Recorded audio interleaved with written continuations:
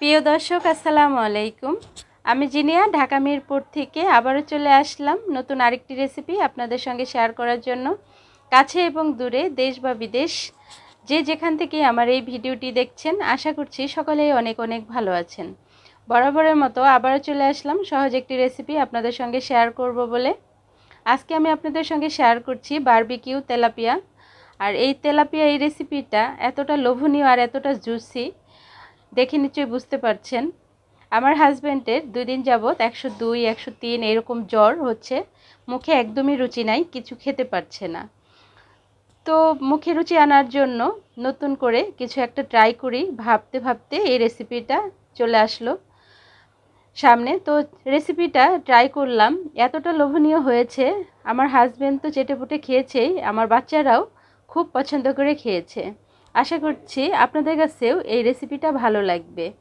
তো চলুন কথা না বাড়িয়ে মূল রেসিপিতে চলে যাই। Barbecue tilapia recipe. এর জন্য প্রথমে আমাদের একটি তেলাপিয়া মাছ লাগবে। আমি এখানে 1.5 কিলো ওজনের একটি তেলাপিয়া মাছ নিয়েছি। আর মাছটাকে খুব ভালো করে পরিষ্কার করে এরকম কাট দিয়ে নিয়েছি, যাতে করে এটার ভিতরে খুব সুন্দরভাবে মশলাগুলো ঢুকে যায়। তো এখানে দিয়ে দিচ্ছি হচ্ছে কালো গোলমরিচের গুঁড়া। কারো হাতের কাছে কালো গোলমরিচ না থাকলে সাদা গোলমরিচের গুঁড়া দিলেও হবে।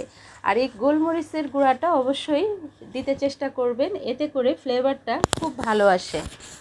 তো আর দিয়ে দিচ্ছি স্বাদ অনুযায়ী লবণ, আর দিয়ে দিব লাল মরিচের গুঁড়া। আর মাছটা যেহেতু একটু বড়, সেহেতু লাল মরিচের গুঁড়াটা একটু বেশি পরিমাণে দিয়ে দিচ্ছি। এখানে 1.5 চামচ পরিমাণে লাল মরিচের গুঁড়া দিয়ে দিলাম। আর দিয়ে দিলাম ভাজা জিরার গুঁড়া 1/2 চামচ পরিমাণে। আর দিয়ে দিচ্ছি হলুদের গুঁড়া 1/2 চামচের একটু বেশি হলুদের গুঁড়া দিয়ে দিব। আর দিয়ে দিব ধনিয়ার গুঁড়া। ধনিয়ার গুঁড়াও এখানে আমি 1/2 চামচ পরিমাণে ব্যবহার করছি। আর আদা রসুনের পেস্ট আমি 1 চামচ পরিমাণে ব্যবহার করছি। আদা রসুন একসঙ্গে করে পেস্ট তৈরি করে সেখান থেকে আমি 1 চামচ পরিমাণে দিয়ে দিলাম। আর এখানে দিয়ে দিচ্ছি 2 টেবিল চামচ পরিমাণে সয়া সস। আর সয়া সসটা যখনই দিবেন তখন তার লবণটা বুঝে শুনে দিবেন, যেহেতু সয়া সসে লবণ থাকে।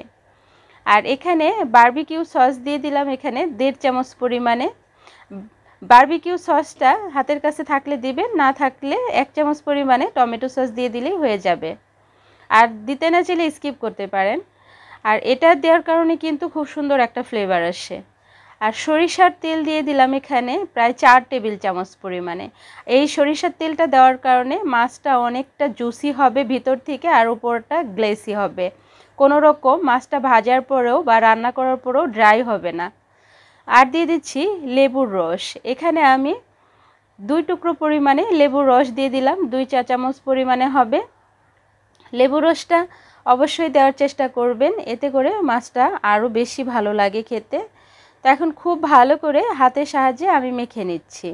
আর এই কাজটা অবশ্যই হাত দিয়ে করবেন, ব্রাশ বা চামচ বা হাতা এগুলো দিয়ে করলে মাছটার ভিতরে খুব ভালোভাবে কিন্তু মশলাগুলো ঢুকবে না, এতে করে মাছটা কিন্তু ভাজা সুন্দর হবে না।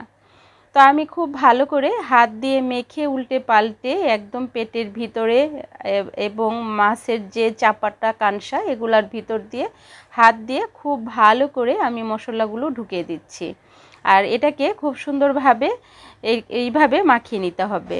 আপনারা চাইলে এই মাছটাকে 1 থেকে 2 ঘন্টা এটাকে রেস্টে রেখে দিতে পারেন, কিন্তু আমার হাতে একদমই সময় ছিল না, যেহেতু আমার হাজব্যান্ড একটু অসুস্থ, জ্বর আসছে, সেহেতু একদমই তাড়াহুড়া করে মাছটা আমি ফ্রাই করেছি এবং এটার যে রান্নাটা সেটা করে নিয়েছি।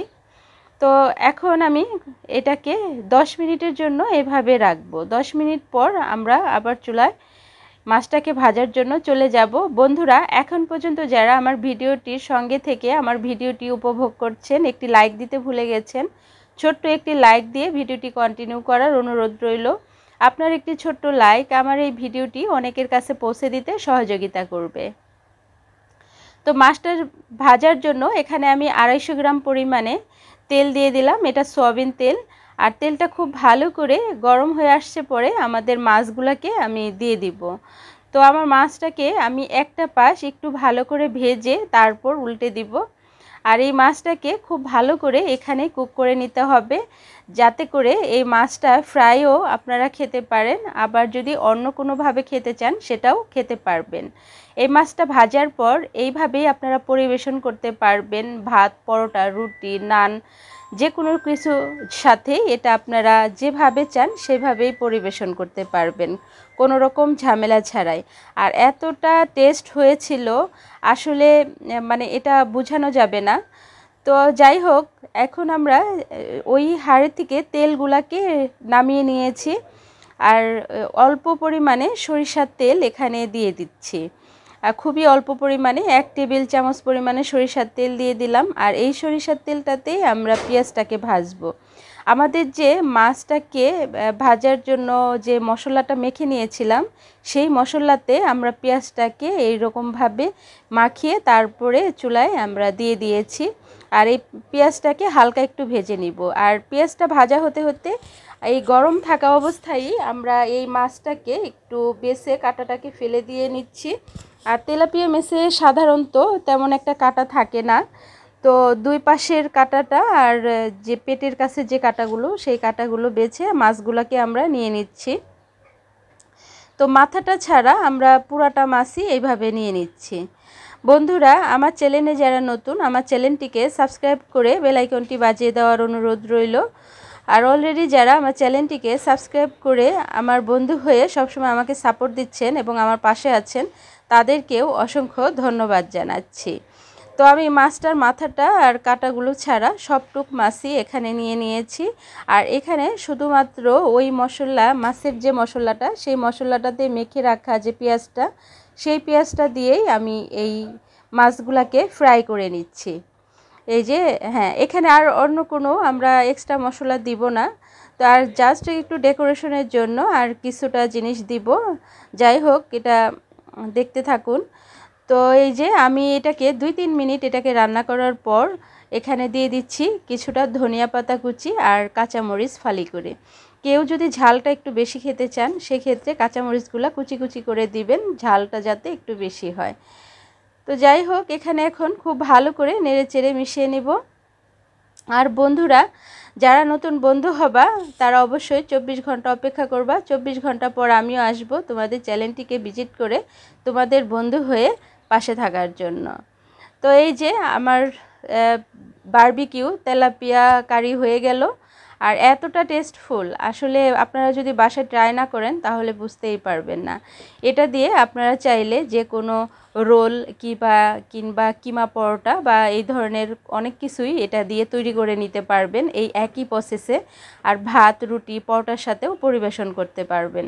তো কেমন হলো কমেন্টে জানাবেন। আল্লাহ হাফেজ।